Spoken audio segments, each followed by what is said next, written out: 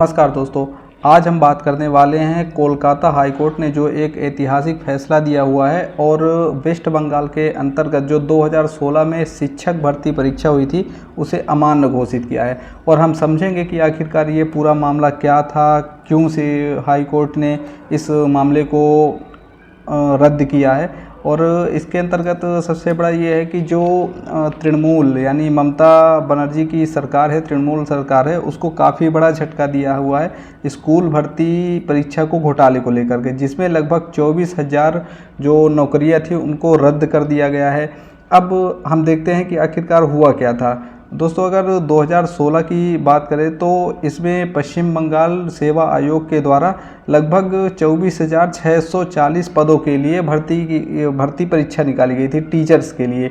अब इसमें जो पश्चिम बंगाल सरकार के द्वारा स्कूल्स चलाए जाते हैं और जो इनके साथ एडेड होते हैं सहायता प्राप्त, यानी गवर्नमेंट के द्वारा जो स्कूलों को सहायता प्राप्त होती है, उनके लिए ये 24,640 पद निकाले गए थे। और जब इनकी परीक्षा कराई जाती है तो टोटल जो नियुक्ति पत्र बांटे जाते हैं वो 25,753 नियुक्ति पत्र बांटे जाते हैं। यानी कहने का मतलब ये है कि जितनी भर्तियों के लिए वैकेंसीज थी उससे भी कहीं एक्सेस में नियुक्तियां कराई जाती थी। तो उसी को लेकर के कलकत्ता हाई कोर्ट ने निर्णय दिया है कि जो भी ये भर्तियां हुई हैं इन्हें तुरंत या तत्काल प्रभाव से रद्द किया जाए और नई भर्ती कराई जाए। तो दोस्तों, हम देख लेते हैं कि आखिरकार मामला क्या है। ये मामला उठता है 2016 में, जब इस भर्ती परीक्षा को लेकर के फॉर्म भरे जाते हैं और इसमें लगभग 23 लाख विद्यार्थी फॉर्म फिल करते हैं। अब इसमें से जब ये पता चलता है कि कुछ ऐसे व्यक्ति हैं जो घूस दे करके इस परीक्षा में पास करते हैं या फिर उन्हें फर्जी तरीके से अपॉइंटमेंट लेटर प्रोवाइड किया जाता है, तो इस संबंध मामले में कलकत्ता कोर्ट में कुछ याचिकाएं दायर की जाती हैं और इसके बाद यह मामला चला जाता है सुप्रीम कोर्ट में। और सुप्रीम कोर्ट ने 9 नवंबर 2023 को यह फैसला दिया कि कलकत्ता हाई कोर्ट एक पीठ का, यानी एक खंडपीठ का गठन करे और उसके माध्यम से जो भी ये SLTC 2016 कि रिक्रूटमेंट परीक्षा का आयोजन किया गया है, इसमें जो भी धांधलेबाजी हुई है या फिर जो भी गड़बड़ घोटाला हुआ है उसको पूरी तरह से क्लियर करे कि आखिरकार इसमें क्या दिक्कत हुई है।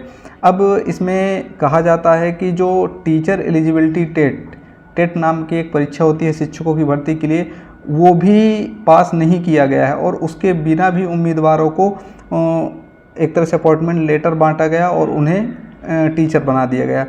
उस समय पे जब ये केस हुआ था उस समय पे बेसिकली जो कलकत्ता हाई कोर्ट के जज थे वो अभिजीत गांगुली थे, जो कि हालांकि वर्तमान में बीजेपी में शामिल हो चुके हैं इस्तीफा देने के बाद, और वह लोकसभा के उम्मीदवार भी हैं बंगाल से।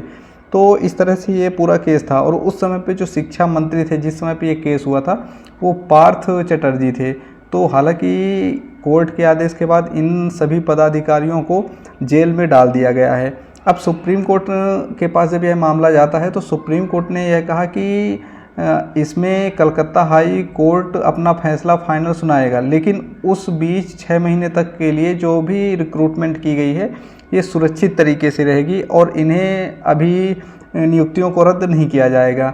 और इसी बीच पार्थ चटर्जी को इसमें दोषी पाया जाता, उन्हें CBI जो भी हमारी जांच एजेंसी, केंद्रीय जांच एजेंसी है, उसके द्वारा इन्हें गिरफ्तार कर लिया जाता है।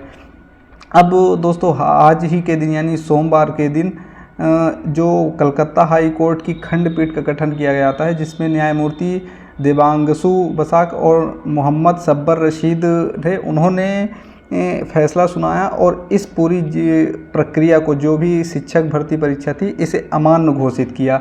और ये भी कहा कि जो टीचर्स अवैध रूप से इसमें एंट्री किए थे, अवैध रूप से उन्होंने ये जॉब पाई थी, उन्हें लगभग 4 सप्ताह के भीतर अपना वेतन, जो उन्हें वेतन मिला हुआ है, प्लस 12% ब्याज के साथ उन्हें रिटर्न करना होगा। और इसे वसूलने की जिम्मेदारी वहाँ के जिला अधिकारी को, या जो कलेक्टर होता है, उसे दी गई है।